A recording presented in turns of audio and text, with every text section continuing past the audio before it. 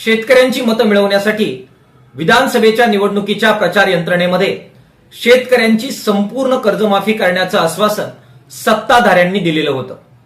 Soybean उत्पादक शेतकऱ्यांना दिलासा देण्यासाठी 6,000 रुपये प्रति क्विंटल भाव सोयाबीनला दिला जाईल आणि सोयाबीनचा दाना ना दाना आम्ही खरेदी करू, हे दुसरं आश्वासन राज्यकर्त्यांकडून देण्यात आलेलं होतं।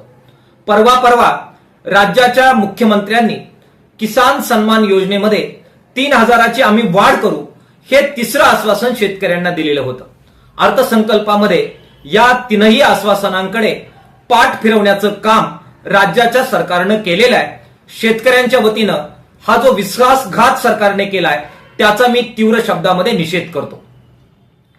शेतकऱ्यांना घामाचं दाम नाकारायचं, मात्र प्रकल्पांच्या नावाखाली त्यांच्या जमिनी त्यांच्याकडून काढून घ्यायच्या, हे उद्योग राज्यामध्ये मोठ्या प्रमाणामध्ये वाढत आहेत।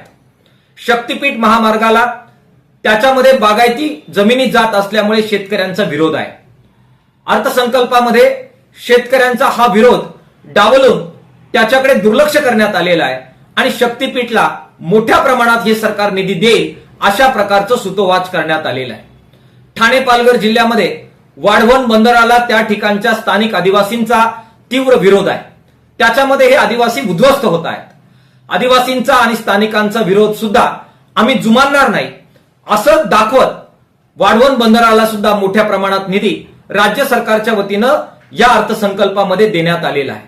ग्रामीण भागामध्ये आशा कर्मचारी, अंगणवाडीच्या ताई आणि शालेय पोषण आहार कर्मचारी हा श्रमिक विभाग अत्यंत तुटपुंजा मानधनावर काम करतो।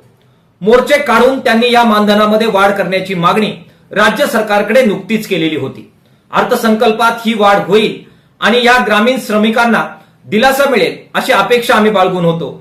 दुर्दैवानं याबाबत सुद्धा कोणतीही कृती राज्य सरकारच्या वतीनं करण्यात आलेली नाही।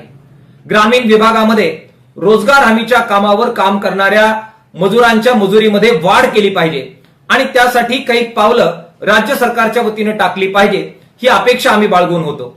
पीक विमा योजना नैसर्गिक आपत्तीमध्ये जी अत्यंत महत्वाची योजना आहे, जिच्यामध्ये मोठा भ्रष्टाचार झाला, यामध्ये काही बदल करण्याचं सुतोवाच कृषी मंत्र्यांनी केलेलं होतं।